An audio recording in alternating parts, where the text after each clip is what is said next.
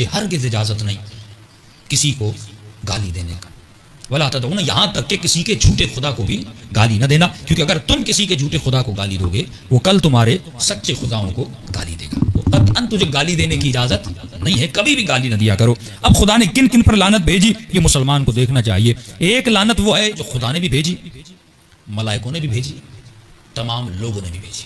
یہ سب سے بڑی لعنت ہے جو خدا قرآن میں بھیج رہا ہے، یہ لعنت اللہ و ملائکتہ والناس اجمعین، اللہ کی لعنت، تمام ملائکوں کی لعنت، تمام لوگوں کی لعنت، پہلی سب سے بڑی لعنت قرآن میں۔ اور یہ کن پہ لعنت ہو رہی ہے؟ فرمایا ثم فنجعل لعنت اللہ علی الکاذبین، یہ کن پر لعنت ہو رہی ہے؟ جو مباہلے میں اہل بیت کے مقابلے میں آ رہے ہیں، یعنی جو ان پنجتن کے مقابلے میں آئے گا، یہ قرآن کی دلیل ہے، یا مباہلہ کی دلیل ہے کہ حبیب، لیکن یہاں پر اصول بھی بتا رہا ہوں، اصول میں جاؤں گا، وہ بات کی بحث ہے کہ اللہ اصول بتا رہا ہے کہ لعنت کب بھیجنا؟ پہلے علمی بحث کرو، اگر علمی بحث کے بعد بھی وہ نہیں مان رہا، اس کے بعد مقام مباہلہ ہے۔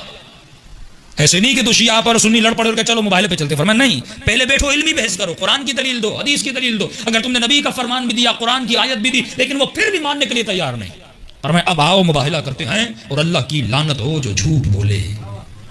یہ قرآن کی وہ لعنت ہے جو خدا نے ان کے مقابلے میں بھیجی جو کن کے مقابلے میں آئے تھے؟ اہل بیت کے مقابلے میں آئے تھے، جو نفس رسول کے مقابلے میں آئے، فندعوا ابناءنا وابناءکم ونساءنا ونساءکم وانفسنا وانفسکم، جو ان کے مقابلے میں آئے اللہ نے ان پر لعنت بھیجی۔ ہمارے استاد ہیں ایران میں، انہوں نے مباہلہ کیا، لیکن فرماتے ہیں مباہلے سے پہلے ہم نے علمی بحث کی۔ یہی مولا علی کی شان اور خلافت پر، ان مباحث پہ، سیدہ زہرا پہ، تمام تر چیزوں پہ تمام تر ہم نے قرآن سے دلیل دی، دینے کے بعد کیونکہ وجود میں تعصب تھا، وہ دو لڑکے تھے انہوں نے اس کو مانا نہیں، انہوں نے پھر بھی کہا مان جاؤ، مباہلے میں جاؤ گے اللہ کا عذاب بڑا سخت ہے۔ یعنی جب حق اس کے سامنے آ جائے اور حق کو پہچان لے، پہچاننے کے بعد بھی حق کا منکر ہو جائے، اب اللہ کا عذاب نازل ہو جاتا ہے۔ یعنی آپ کے سامنے بیان کر دیا بھائی یہ قرآن کی آیت ہے، یہ حدیث ہے، یہ نبی کا فرمان ہے، پھر بھی نہیں مان رہا، اب آپ کو اجازت ہے، فرماتے جاؤ اس سے مباہلہ کرو، عذاب کس پر ہوگا؟ اس پر ہوگا۔ کہ ہم مباہلہ ہم نے کیا، مباہلہ ختم ہو گیا، اس کے بعد انہوں نے کہا ہم پر تو کوئی عذاب نہیں ہوا، کہ دونوں چلے گئے گھر، اور گھر میں ایران میں سردی تھی، اچانک وہ جو جوان مباہلہ کر کے گیا تھا وہ کہتے ہیں کہ ہیٹر جل رہا تھا، اس پہ گر گیا اور اس کے بدن کو آگ لگ گئی، اور جب اس کی بیوی اس کو بچانے آئی تو اس نے وہ ایک چادر لی اور چادر اس کے اوپر ڈالی، اور وہ چادر بھی پلاسٹک مٹیریل کی تھی اور اس کو زیادہ آگ لگ گئی۔ کہ اس کے بعد اس کو چھپا کر دبئی لے جایا گیا تاکہ لوگوں کو پتہ نہ چلے کہ انہوں نے مباہلہ کیا تھا اور اللہ نے اس عذاب میں مبتلا کیا ہے۔ وہاں پر ڈاکٹرز نے پاؤں کی کھال اتاری تاکہ اوپر لگائیں اور پتہ نہ چلے، اس کھال سے، اوپر والی کھال سے وہ میچ نہیں ہوئی۔ کہتے ہیں مولانا اس کی بیوی فون کر کے رو رہی تھی کہ آپ میرے شوہر کو بخش دیں۔ اس زمانے میں بھی جو واقعاً مباہلہ کرے اور حق کو دے کر اس حق کو تسلیم کرے، اس پر اللہ کا کیا ہوتا ہے؟ عذاب نازل ہوتا ہے۔ یہ عذاب، یہ لعنت تو ہے کہ خدا جھوٹوں، کیونکہ جھوٹ بول رہے ہیں، جانتے ہیں کہ اہل بیت حق پر آئے لیکن پھر بھی وہ جھوٹ بولے، جانتے ہیں کہ یزید باطل پر ہے، جانتے ہیں کہ یہ بدبخت شرابی تھا، فاسد تھا، لیکن چند پیسے اور کوڑیوں کے لیے اپنے دین کو بیچ دیتے ہیں۔ یہ اللہ سے تجارت نہیں کر رہے، یہ آل سعود سے اور آل بنو امیہ سے تجارت کر رہے ہیں، لیکن مقام فخر ہے شیعوں نے اگر تجارت کی ہے تو پروردگار عالم سے یا اہل بیت علیہ السلام سے۔ صلوات پڑھے محمد و آل محمد۔ دوسری لعنت حضرت داؤد اور حضرت عیسی ابن مریم بھیجتے ہیں۔ تیسری لعنت خدا اس پہ بھیج رہا ہے جو شاہد زنا ہے، جیسے لعان کہتے ہیں، یعنی آدمی کسی خاتون کو، کسی مرد کو حالت زنا میں دیکھے اور گواہی دے، اس پہ لعنت نہیں ہے۔ اللہ کہتا ہے اس شاہد پہ لعنت ہے جو جھوٹی گواہی دے، کسی انسان کو بدنام کرے، اس کی عزت کو خراب کرے۔ یہ گالی بھی ہے نا کہ آپ کہیں کہ میں نے فلاں شخص کو اس حالت میں دیکھا ہے اور وہ اس حالت میں نہ ہو، یعنی جو غلط الزام لگائے خدا اس پر بھی لعنت بھیج رہا ہے۔ ان امتوں پہ لعنت بھیج رہا ہے جو ایک دوسرے پر لعنتیں بھیجتی تھی، وہ امتیں جو ایک دوسرے کو کافر کہتی تھی، خدا نے ان پر بھی لعنت بھیجی۔ خدا اس پر بھی لعنت بھیج رہا ہے جو نصارہ ہیں، مسیحی ہیں، اصحاب السبت کا نام آپ نے سنا ہوگا، خدا ان پر بھی لعنت بھیج رہا ہے۔ اہل کتاب جنہوں نے حقانیت کو دیکھا اور حقانیت کو مانا نہیں، خدا نے ان پر بھی، وہ یہودی مشرک جو بتوں کو سجدہ کر کے آئے تھے۔ آج بھی یہودی کہتے ہیں کہ ہم اس زمانے کے ان یہودیوں کے اس عمل پہ شرمندہ ہیں۔ یا آج کے یہودی اور خاخام ہیں، انہوں نے پورا فرمان دیا اور انہوں نے اپنا بیانیہ چھاپا کہ ہم رسول خدا کے زمانے کے یہودیوں کو اس عمل پہ شرمندہ ہیں۔ اتنا محمد کی دشمنی میں آ گئے تھے کہ اپنے اصول کو بھلا دیا تھا کہ یہود میں ہے کہ کبھی بتوں کو سجدہ نہیں کرنا، لیکن رسالت کی دشمنی میں جاتے ہیں بت پرستوں کے پاس اور کہتے ہیں ہم تمہارے بتوں کو سجدہ کرتے ہیں، آؤ مل جاتے ہیں اور مصطفیٰ کو شکست دیتے ہیں۔ کہ آج کا مسلمان اسی یہودیت کے کردار پہ اتنا شیعت کی دشمنی میں اتر گیا کہ اسرائیل کے ساتھ ہاتھ ملانے پر تیار ہے کہ صرف شیعہ کو شکست دے دیں. لیکن جس کے ساتھ خدا ہو، جس کے ساتھ حق ہو، نہ تم کل اس کو شکست دے پائے تھے نہ تم آج اس کو شکست دے پاؤ گے. صلوات پڑھیں محمد و آل محمد.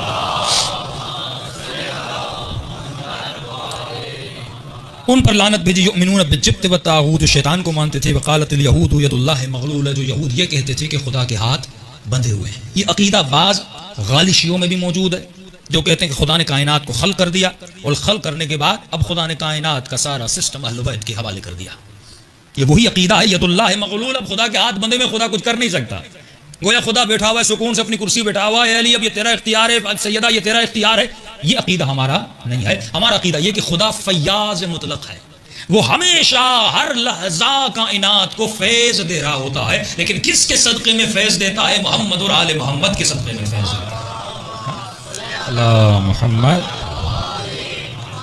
قوم عاد قوم سمود پہ لعنت بھیجی. مسلمان سوچے کہ خدا نے عاد پہ لعنت کیوں بھیجی، خدا نے سمود پہ لعنت کیوں بھیجی. اس بحث میں بھی آؤں گا لیکن کل کی مجلس میں آؤں گا. خدا نے فرعون کے لشکریوں پہ لعنت بھیجی. خدا نے ان جہنمی امتوں پر لعنت بھیجی جو بالاخص بنی اسرائیل سے تھے. خدا نے ان پر لعنت بھیجی. ان الذین یؤذون اللہ، یہ بڑی عجیب آیت ہے. شیعہ ان پہ لعنت بھیجتا جن پر خدا نے لعنت بھیجی. قرآن پڑھ تجھے پتا چلے کہ شیعہ کن پر لعنت بھیجتے ہیں. یہ دلیل قرآنی ہے. جو آج کہتے ہیں کہ یزید پہ لعنت نہ بھیجو، جو آج کہتے ہیں کہ یزید کے باپ پہ لعنت نہ بھیجو، جو آج کہتے ہیں کہ جنہوں نے سیدہ کو اذیتیں دی ان پہ لعنت نہ بھیجو، قرآن کی آواز آتی ہے ان الذین یؤذون اللہ ورسولہ لعنت اللہ فی الدنیا والآخرہ. اللہ کی لعنت ہے ان پر جنہوں نے رسول کو اذیت دی. وَأَعَدَّ لَهُمْ عَذَابًا شَدِيدًا، اور خدا ان پر شدید ترین عذاب نازل کرتا ہے جنہوں نے کس کو اذیت دی؟ میرے رسول کو اذیت دی. اور رسول خدا کا فرمان ہے جو تمام تر اہل سنت کی کتابوں میں موجود ہے کہ جس نے میری بیٹی کو اذیت دی اس نے مجھے اذیت دی، اور جس نے مجھے اذیت دی اس نے خدا کو اذیت دی. اب بتاؤ یہ اصول کون بنا رہا ہے؟ رسول خدا بنا رہے ہیں. فاطمہ بضعۃ منی، فاطمہ میرے جگر کا ٹکڑا ہے.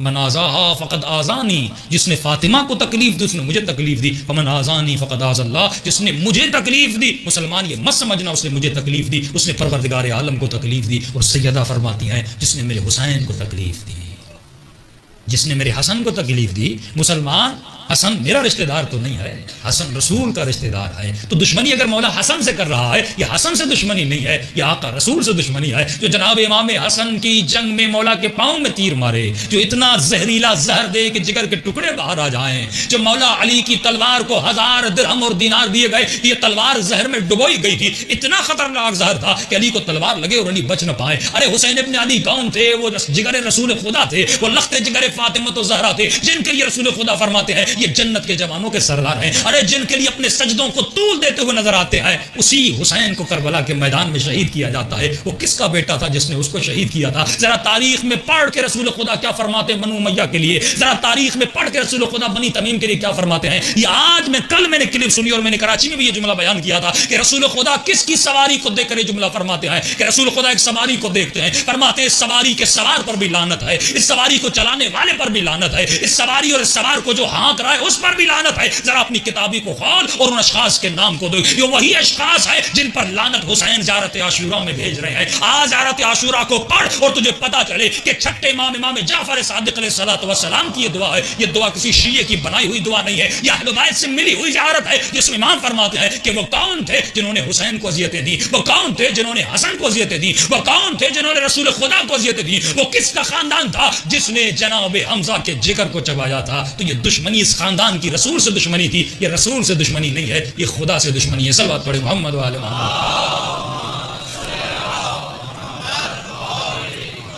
تو میں نے کل کی مجلس میں عرض کیا کہ سورہ قرآن میں ارشاد ہوتا ہے یہ وہ شجر ملعونہ ہے، یہ وہ ملعون شجر ہے، درخت، یہ وہ ملعون نسل ہے کہ جو دین رسول خدا کو تباہ اور بربادی کے دہانے پر لے کر آئے. کہ آج مسلمان کا حال یہ ہے کہ آج مسلمان کی بچیاں ناچتی ہوئی نظر آتی ہیں. آج مسلمان کے بچے، وہ سعودی عرب جس پہ تم ناز کرتے تھے، وہاں پر امریکہ سے ڈانسر بلائی جاتی ہیں، امریکہ سے سنگر بلائے جاتے ہیں، وہاں پہ جوا کے اڈے لگائے جاتے ہیں. ارے جن کے دین کے آباء و اجداد اور جن کے ماننے والے جس بنو امیہ کے وہ کرتے درتا ہیں، وہاں پر یہی چیزیں نظر آئیں گی. لیکن تم اس ملک میں آ جہاں پر علی کا نام بلند ہے، وہاں پہ تجھے امام رضا کا حرم نظر آئے گا، اس حرم میں تجھے لوگ عبادت کرتے ہوئے نظر آئیں گے. ذرا تو عراق آ جا جہاں پہ علی کے ماننے والے ہیں. وہ اپنا مال ان چیزوں پہ نہیں لٹاتے, وہ اپنا مال اربعین حسین پہ لٹاتے ہیں.